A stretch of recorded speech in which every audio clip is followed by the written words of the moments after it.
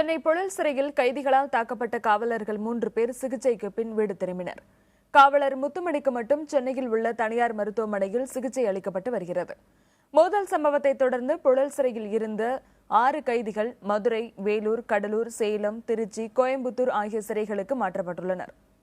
இந்த சம்பவம் தொடர்பாக அதிகாரி இளவரசன் அளித்த புகாரின் பேரில் உயர் பாதுகாப்பு சிறையில் இருந்த 20 பேர் மீது கொலை முயற்சி, கூட்டாக அதிகாரிகளை தாக்குதல் உள்ளிட்ட 10 பிரிவுகளில் புழல் போலீசார் வழக்கு பதிவு செய்துள்ளனர்.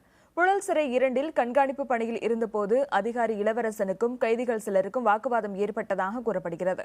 இதைத் தொடர்ந்து கைதிகள் தாக்கியதில் இளவரசன், 2ஆம் நிலை காவலர் முத்துமணி, காவலர்கள் ரவிமோகன் ஆகியோர் காயமடைந்தனர்.